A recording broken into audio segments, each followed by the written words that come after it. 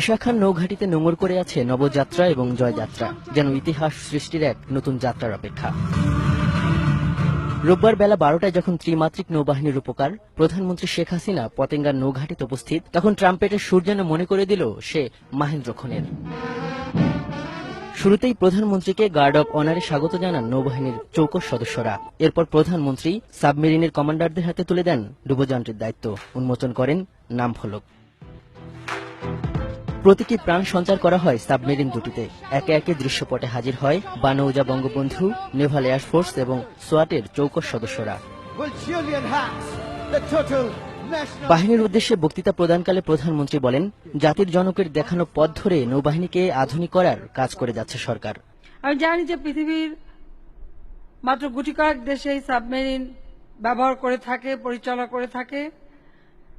বাংলাদেশ আজকে সেই কয়েকটি দেশের মধ্যে একটি দেশ যারা আজকে সাবমেরিন পরিচালনা করতে সক্ষম। প্রধানমন্ত্রী বলেন, প্রতিবেশীদের সঙ্গে বাংলাদেশ সহ অবস্থানে বিশ্বাস করে, তবে কেউ সমুদ্র সীমার মধ্যে অবৈধ কর্মকাণ্ড চালালে তা প্রতিহত করারও ঘোষণা দেন তিনি।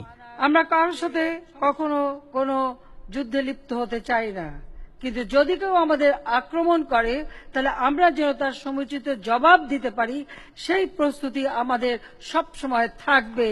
আমাদের ভূখণ্ড ব্যবহার করে আমাদের প্রতিবেশী দেশের সাথে কেউ যেন কোনো ধরনের অশান্তি সৃষ্টি না করতে পারে, সন্ত্রাসী কর্মকাণ্ড চালাতে না পারে, তার জন্য আমরা দৃঢ় প্রতিজ্ঞ। আপনাদের দেশপ্রেম, মেধা ও পরিশ্রম দিয়ে এই সাবমেরিন দুটির সর্বোত্তম ব্যবহার আপনারা নিশ্চিত করবেন। পরে ঊর্ধ্বতন কর্মকর্তাদের সঙ্গে নিয়ে সাবমেরিন দুটি পরিদর্শন করেন প্রধানমন্ত্রী শেখ হাসিনা। পরিবর্তনশীল বিশ্বে ভৌগোলিকভাবে গুরুত্বপূর্ণ এই বঙ্গোপসাগরে ক্রমেই অর্থনৈতিক এবং সামরিক বিকাশ হচ্ছে। নৌবহরে যুক্ত এই দুটি সাবমেরিন সেই পরিবর্তন এবং প্রতিযোগিতায় বাংলাদেশকে যেমন এগিয়ে রাখবে, তেমন এই পদক্ষেপকে সরকারের ত্রিমাত্রিক নৌবাহিনী গড়ার অংশ হিসেবে দেখছেন সংশ্লিষ্টরা।